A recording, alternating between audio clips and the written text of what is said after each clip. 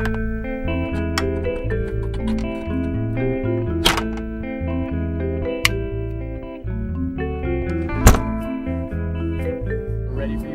Okay, excellent. I'm just going to jump right in. Go I ahead. apologize. No, I apologize. I'm the guilty one. Do Americans know how to deal with grief? I don't think so. I don't think our culture is at all comfortable with getting old, let alone dying. And, in the Cake Eaters is really the whole beginning is this, these people are grieving, they don't even know it. They're just numb. And, it's not something that American audiences are necessarily going to be, really comfortable with. But you decided that you wanted to wallow in it for a little while? Well, totally wallow in it. No, not wallow necessarily, but this movie anyway, it's just an undeniable part of it. So why do you embrace this movie as your directorial debut when it seems like the themes would be somewhat foreign to you? I seem to gravitate to stories that involve people reaching for something that they feel is out of their reach, or because of impending loss or recent loss, love in the face of loss. I always love stories that have to do with that. Love, loss, and longing.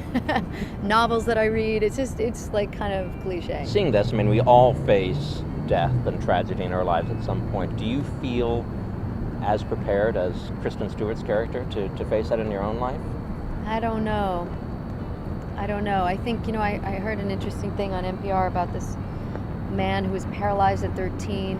His discussion about living fully in his body despite the fact that some of it doesn't function normally was so inspiring to me. This idea that we have our wounds in life, we have our, whether it be emotional or physical or psychological, and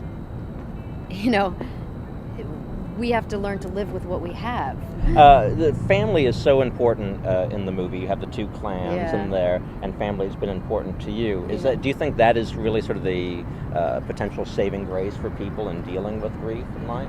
Oh, definitely. For me, it just causes the grief in my life. But well, that's it, isn't it? But ultimately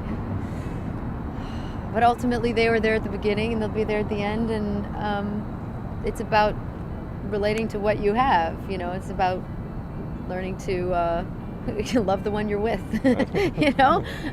Whatever that means. Sometimes that means staying away. I don't know.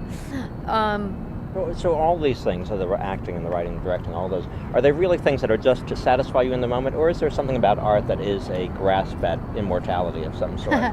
Maybe it is a grasp at immortality. I don't know. They are like little children, They do survive you, these works of art. So in that sense, there's definitely the little immortality project going on. But more than that, it's just about reaching people in this moment, trying to communicate something across this chasm, the divide. How would you want to be remembered from all of this? Oh, I don't know.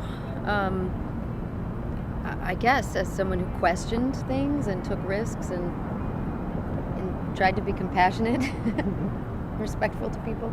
I don't know. That's about it. Those are good things. Those are great things. I think if I could accomplish one of those, I'd be happy. You take any one of those? I think one. So on your tombstone, you can just have a checklist or something? Yeah, Which just did I little hit? boxes, and it's sort of dealer's choice. People can decide. I love that. It's very democratic.